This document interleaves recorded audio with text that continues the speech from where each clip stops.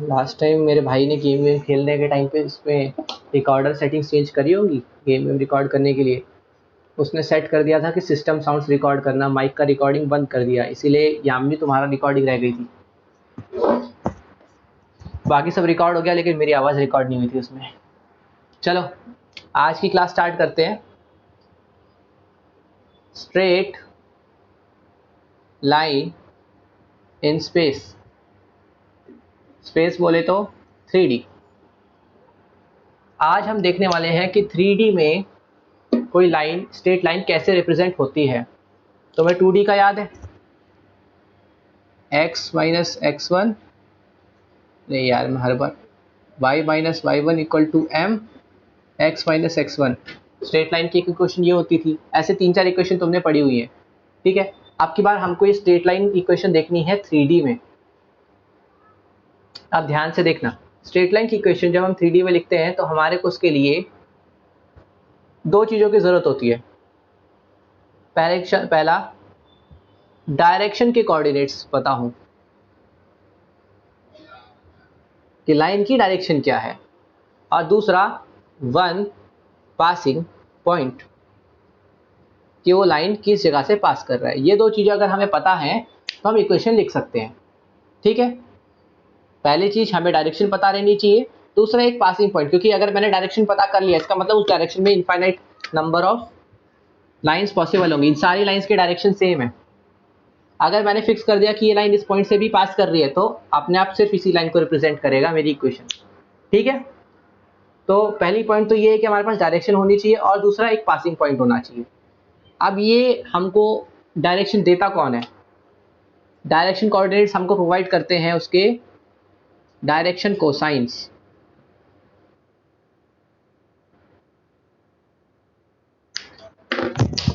आवाज किसी को नहीं आ रही क्या? एक काम करो, अगर तुम्हें उसको बोल दो, अगर उसको किसी और की आवाज आ रही है तो कि वो रिज्वाइन कर ले एक बार, कभी कभी मिस्टेक गड़बड़ होती है।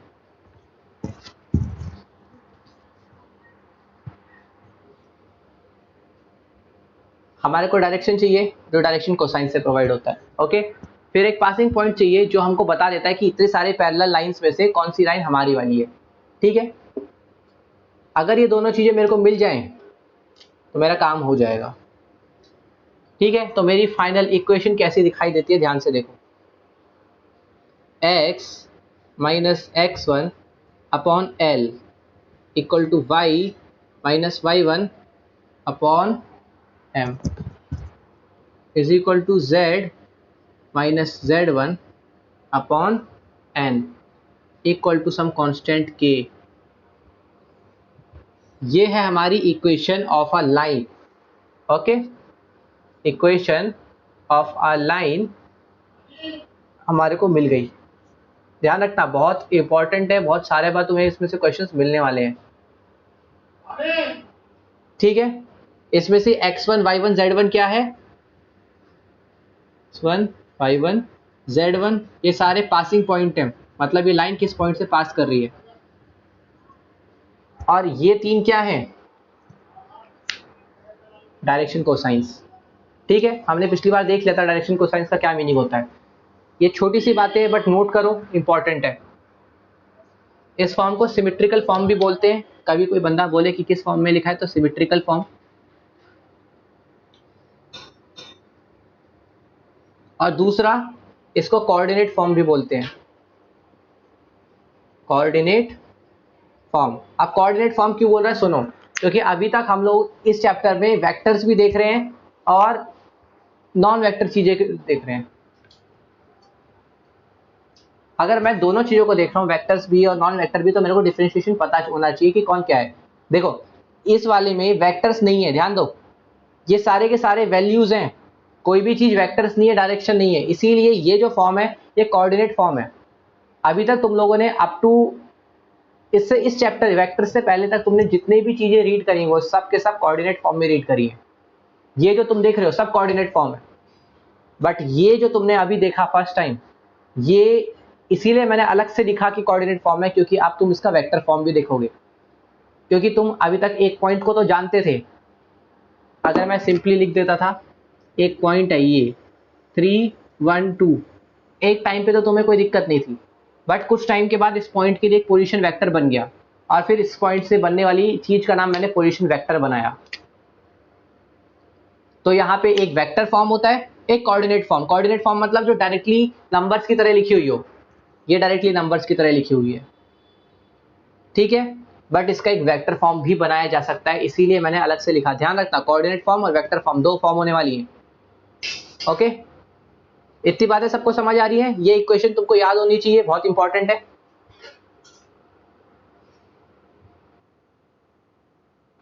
हाँ, तुमने चाहा तुम ही हो ना।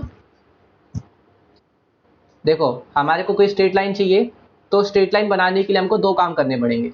या तो डायरेक्ट उसके डायरेक्शन चाहिए, भैया एक स्ट्रेट लाइन है किस डायरेक्शन में, देखो 4 5 लाइंस बना दी, एक डायरेक्शन तो पता होनी चाहिए हमको। देखो कितनी सारी डायरेक्शन में लाइंस बन सकती है, तो पहला काम मेरे को डायरेक्शन पता करनी है, ठीक है। और डायरेक्शन हमको देता कौन है? Direction cosines. अब मान लो मेरे को डायरेक्शन मिल गई, तो ऐसे तो सेम डायरेक्शन में बहुत सारे बन सकते हैं।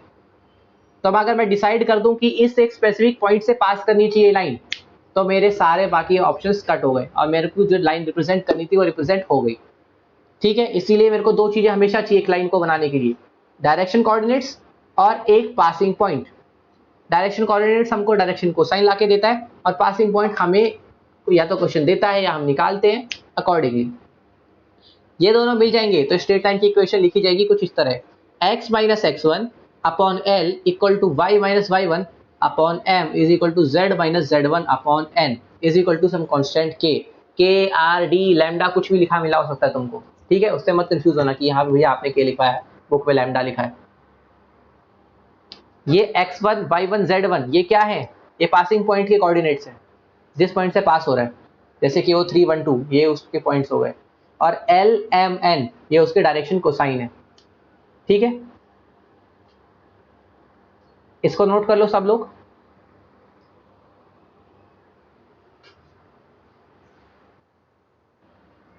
हम्म,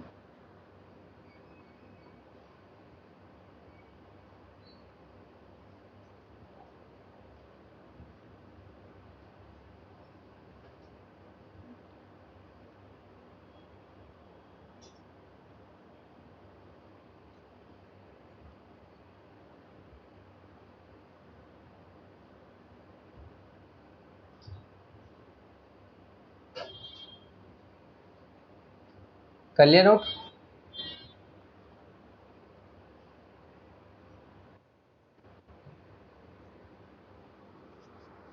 चाह तुमने, सबसे लास्ट में तुम ही थे।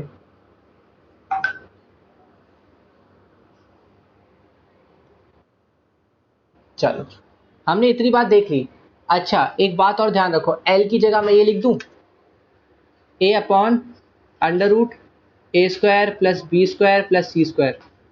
m की जगह मैं लिख सकता हूँ b upon under root A square plus B square plus C square. n की जगह मैं लिख सकता हूँ c upon under root A square plus B square plus C square, right. मैंने डायरेक्शन कोसाइन की वैल्यूज लिख दी। ये सारी की सारी चीजें तो सब में कॉमन आ रही है, काट दूं, और मेरा आंसर क्या बचा? सिर्फ इतना। ये भी एक इक्वेशन है, अगेन सिमेट्रिकल फॉर्म, जिसमें a b c are direction ratios. हमने लास्ट क्लास में देख लिया था direction ratios, a b c are direction ratios. अब इसको भी नोट कर लो।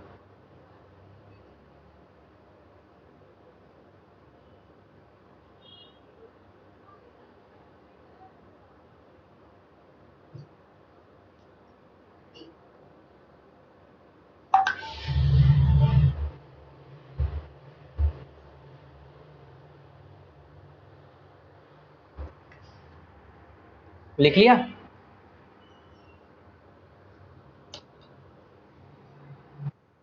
चलो, अब मैंने कोऑर्डिनेट फॉर्म तो तुम्हें बता दिया, बट सिंस तुम वेक्टर्स पढ़ चुके हो, तो अब हम पहली बार एक लाइन की इक्वेशन देखेंगे वेक्टर फॉर्म में।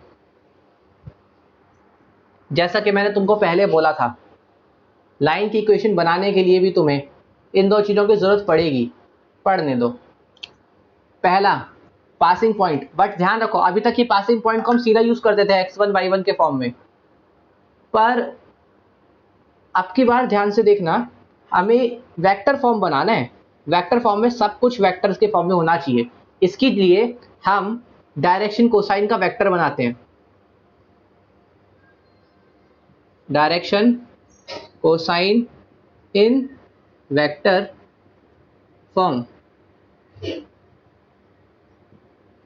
क्या होगा डायरेक्शन कोसाइन वेक्टर फॉर्म में? जो तुम्हारा L था, I cap M J cap N K cap, right.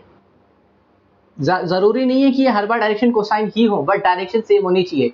मैंने अभी क्या बोला, इसकी मीनिंग तुमको क्वेश्चंस के साथ समझ आएगा। और दूसरी चीज पासिंग पॉइंट, पासिंग पॉइंट का मैं बना लेता हूं पोजीशन वेक्टर। मैंने ये कहा कि हर बार ये डायरेक्शन कोसाइंस ही हों, ये जरूरी नहीं है, ठीक है। अगर मैं इस चीज की जगह A B C भी लिख दूंगा ना तो भी करेक्ट है, या इस टाइप का कुछ भी और 2A 2B 2C। क्यों? क्योंकि ये काम सिर्फ डायरेक्शन बताने का कर रहा है। इन सारी चीजों की डायरेक्शन तो सेम है। ABC इस चीज का डायरेक्शन और इस चीज का डायरेक्शन ऑब्वियसली सेम है। क्यों? क्योंकि इस चीज में सिर्फ एक ये फैक्टर मल्टीप्लाइड है और ये फैक्टर इस चीज को चेंज नहीं करता magnitude wise, direction wise, sorry magnitude नहीं, डायरेक्शन वाइज इसको चेंज नहीं करता। समझ पा रहे मैं क्या कह रहा हूं? अगर नहीं समझ पा रहे कोई बात नहीं, अभी के लिए ज्यादा मत सोचो, बस इतनी बातें ध्यान रखो कि हमारे को इधर डायरेक्शन चाहिए होती है, ठीक है। दूसरा हमें चाहिए पोजीशन वेक्टर, और फिर हम लोग लिख सकते हैं अपनी इक्वेशन ऑफ लाइन। ये r vector is the equation of line is equal to a vector plus lambda m vector. ये जो मैंने अभी ऊपर वेक्टर फॉर्म लिख के दिखाया, इसी को मैंने m वेक्टर बोला हुआ है।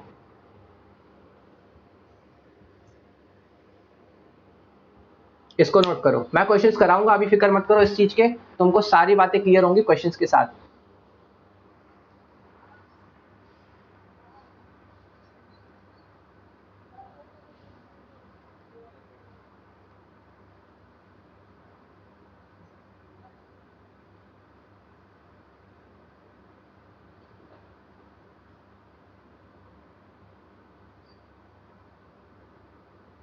इसको नोट कर लो।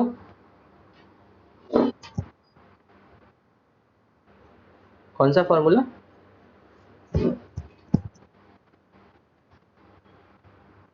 ना ना ना ना ना ना ना, ये इक्वेशन ऑफ लाइन निकालने का तरीका बताया मैंने, वो था सिर्फ दो लाइंस का, दो वेक्टर्स के पैरेलल होने का।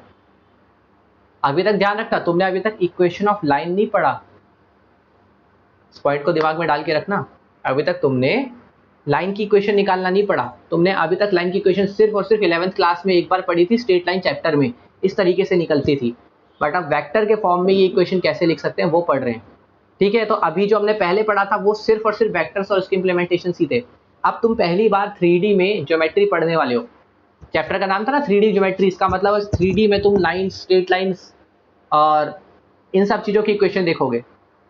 आज मैं ट्राई करूंगा कि तुम्हारे स्ट्रेट लाइन का पार्ट खत्म कर दूं, और अगली क्लास में मोस्ट प्रोबेबली तुम्हारे प्लेन्स वाला पार्ट स्टार्ट होगा। क्योंकि अगर 3D आ गया, देखो 2D था तो 2D में दो चीजें हो सकती थी, या तो पॉइंट बनेगा या लाइन बनेगी, या कोई स्क्वायर स्क्वायर वगैरह, ठीक है।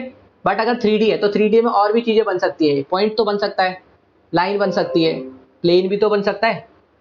3D में एक प्लेन है, जैसे देखो ये ऐसे मैं कुछ बना रहा हूँ, ये एक प्लेन है, ऐसे कुछ भी प्लेन बन सकता है। तुम रैंडमली एक प्लेट को ऐसे टेढ़ा मेढ़ा कैसे भी रख दो, वो एक प्लेन है ना। अगर ऐसा कोई प्लेन बन रहा है तो मेरे को इस प्लेन की इक्वेशन निकालनी भी आनी चाहिए। ये सब पढ़ेंगे हम लोग 3D में ही आगे। अभी के लिए सिर्फ इसको नोट करो और ये बातें पता होनी चाहिए। ये ए क्या है? ये ए है direction position vector of the given point, passing point का पोजीशन वेक्टर, ठीक है। और एम वेक्टर है डायरेक्शन कोसाइन का वेक्टर, ठीक है। हर बार डायरेक्शन कोसाइन नहीं, मेनली डायरेक्शन का वेक्टर, डायरेक्शन का वेक्टर। अब देखो मैं क्वेश्चन के साथ कराऊंगा तो हमको काफी कुछ चीजें समझ आएंगी। इसको नोट कर लिया ना सबने?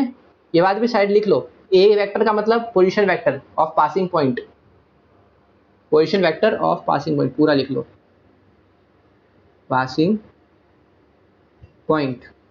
और ये जो एम वेक्टर है ना, ये सिर्फ डायरेक्शन के लिए है। ओके, लिख लिया। चलो आप एक आध क्वेश्चन की तरफ देखते हो, तुमको बहुत जल्दी चीजें समझ आएंगी क्वेश्चंस के थ्रू।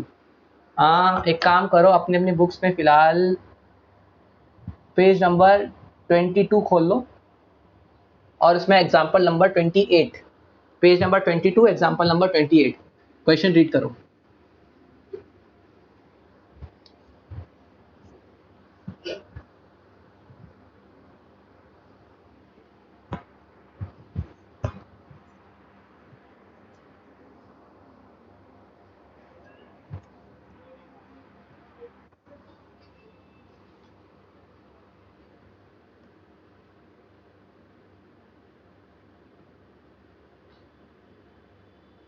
रीड किया क्वेश्चन?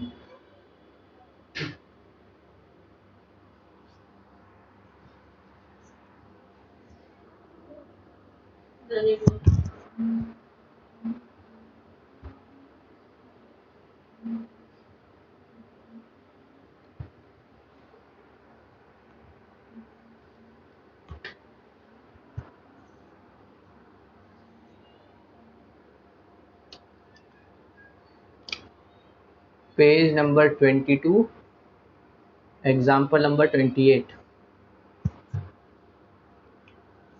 लिखा है।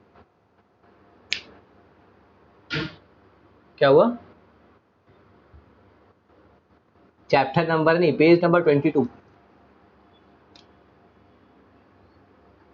पूरा लिख लो भैया। अच्छा, रीड करा question. Find the vector equation of the line passing through the point. पहली चीज जो उसने बोली, हमें वेक्टर इक्वेशन पता करनी है। ठीक है, इसका मतलब फॉर्मूला टू बी यूज्ड।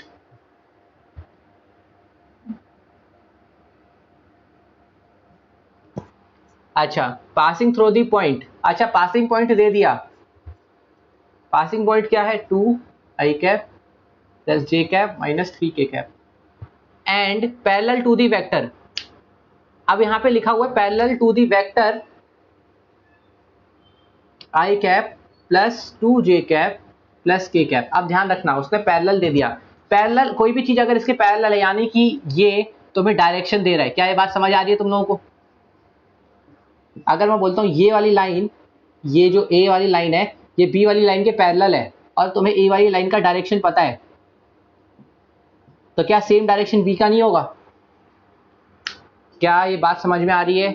एक बार माइक खोल के बताओ मेरे को।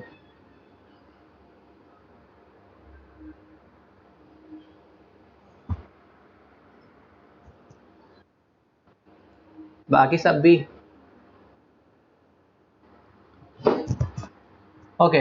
तो हमें इतनी बात समझ में आ गई कि यहाँ पे किसी भी चीज का डायरेक्शन, अच्छा हमें डायरेक्शन चाहिए था, ध्यान रखना मैंने वहां डायरेक्शन कोसाइन लिखने के बाद ये बात इसीलिए बोली थी कि हर बार डायरेक्शन कोसाइन हो जरूरी नहीं है, सिर्फ डायरेक्शन पता करनी है। ये रही डायरेक्शन, ये रहा वेक्टर। आर वेक्टर की इक्वेशन कैसे लिखोगे? R vector is equal to a vector 2i cap plus j cap minus 3k cap plus lambda i cap plus 2j cap plus k cap. ये तुम्हारी लाइन की equation है vector form में। Okay, this is your line equation in vector form. ठीक है, इसके आगे solve करने की जरूरत जनरली नहीं पड़ती, यहां पे छोड़ सकते हो आंसर को। अच्छा, अगर क्वेश्चन ने साथ में ये बोल दिया होता कि इसी का कोऑर्डिनेट भी बताओ, कोऑर्डिनेट इक्वेशन भी बताओ। आप देखो, कोऑर्डिनेट इक्वेशन के लिए तुमको दो चीजों की जरूरत होती है। पहला, पासिंग पॉइंट। कौन बता सकता है इस इक्वेशन को देख के कि पासिंग पॉइंट की कोऑर्डिनेट्स क्या होंगे? तुम्हारे सामने एक इक्वेशन लिखा है, इसमें पासिंग पॉइंट कहां से देख सकते हैं हम? सोचो। हाँ एग्जैक्टली, ए पासिंग पॉइंट था, यानी कि इस ए वेक्टर के ये जो पॉइंट्स हैं ये कोऑर्डिनेट्स दे देंगे तुमको पासिंग पॉइंट के। क्या हुआ? किसी का गिटार बज गया। मेरे को आवाज नहीं आई।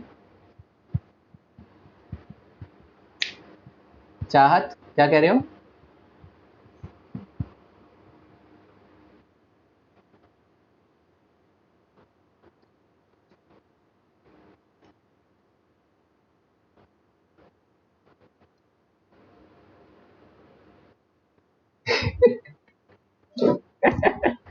बहुत बढ़िया।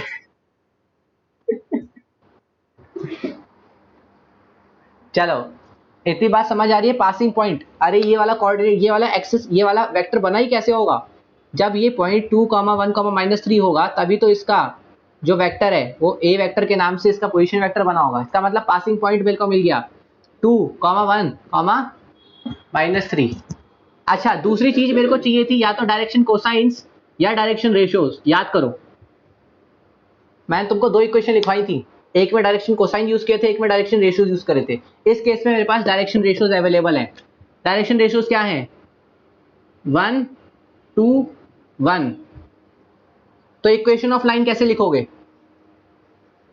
Equation of line is equal to x-2/1 equal to y-1/2 equal to z-3/1 equal to k।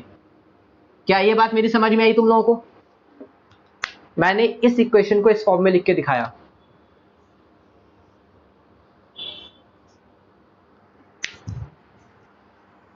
देख लो, क्योंकि काफी इंपॉर्टेंट है ये। मैंने तुमको वेक्टर को कोऑर्डिनेट में कन्वर्ट करके दिखाया है। इसको इसमें कन्वर्ट करने को पूछता है क्वेश्चन, इसको इसमें कन्वर्ट करने के लिए भी बोल देता है। इस क्वेश्चन में नहीं था, बट मैंने तुमको अलग से बता दिया। इस टाइप के क्वेश्चंस और होंगे बुक में। बता दो, समझ आए कि नहीं है? या किसी को इसमें कोई बोलो।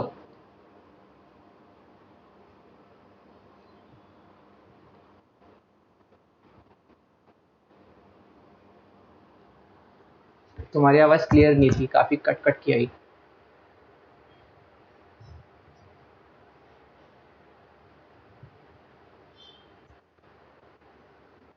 आवाज नहीं क्लियर आ रही तुम्हारी।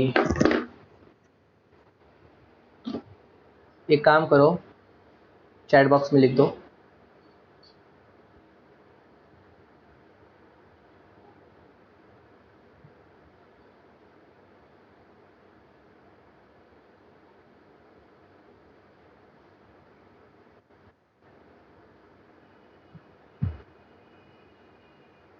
आया क्या? लिख दो, अगर कुछ पूछ रहे हो तो चैट बॉक्स में लिख दो। आवाज तुम्हारी कट रही है फिलहाल।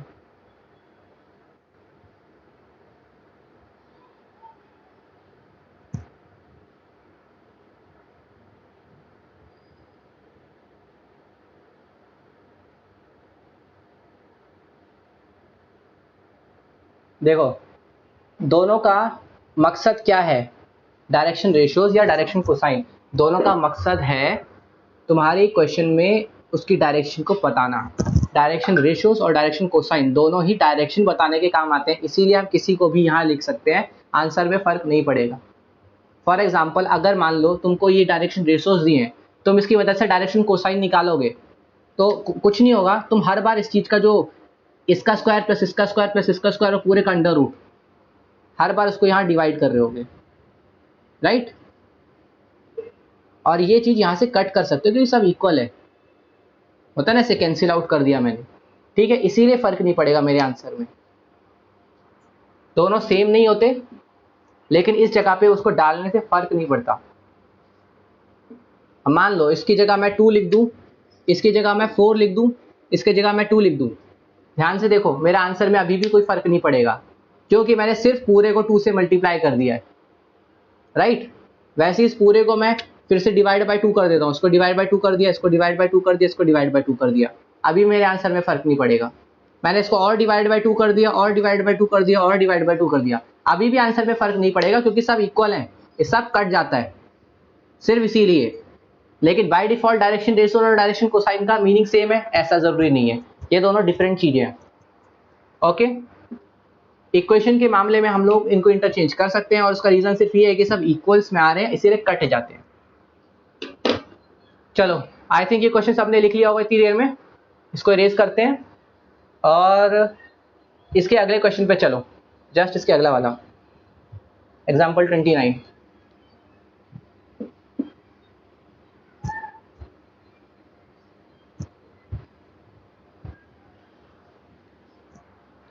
देखो, find the vector equation of a line passing through the point with position vector. तुमको position vector of the passing point दे रखा है, कितना है 2i cap minus j cap plus k cap. हमारा काम हो गया, लेकिन parallel to the line joining the points. अब ध्यान दो, यहां पे तुम्हें m वेक्टर चाहिए था जो डायरेक्टली नहीं दिया उसने तुम्हें दिया एक पॉइंट, तुम्हें दे दिया x वेक्टर y वेक्टर। पहला तुम्हें एक वेक्टर दे दिया माइनस आई प्लस 4j प्लस के, और दूसरा वेक्टर दिया है i